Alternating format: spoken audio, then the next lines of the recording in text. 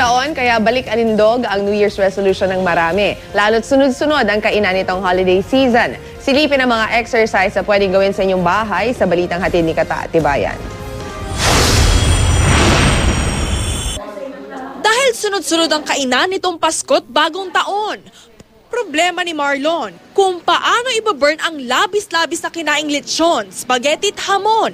Tulad ng marami, isa sa New Year's resolution niya ang mag-exercise at hindi lang para pamporma.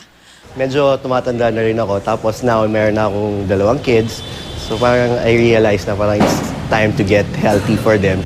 Ayon sa celebrity fitness expert na si Coach D, hindi raw dapat na kung kailan lang gusto doon lang mag-ehersisyo. Para looking at feeling good, dapat palakasin ang pangangatawan at mag-exercise kahit 30 minutes kada araw. Para hindi tama rin, mas maigi na may exercise body. Mahalaga magsimula sa warm-up cardio exercise tulad ng knee high. Sundan ito ng wall climb. Kahit nasa bahay at nanonood ng TV, maaari raw mag-squats at push-ups.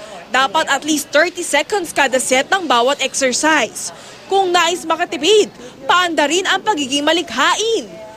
Ang mga water bottles o di kaya lata, pwedeng gamitin bilang weights pang chest press, flies, bicep curl at iba pa. Or kung gusto mo, kung medyo mabigat, lagyan mo ng buhangin. So medyo mabigat na siya. Pero make sure, pantay yung weight. Gawin din ang forward crunch kung gusto magka-lower abs at palakasin ang core sa planking. Gawin mong inspirasyon ng sarili mo na I wanna stay young. I wanna live longer. Siyempre, pag hindi ka nag-exercise, kakasakit ka, gagastos ka.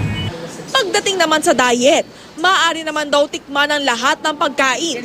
Basta hindi sobra-sobra. So, kill the cravings and then afternoon, ask yourself, you still wanna finish everything.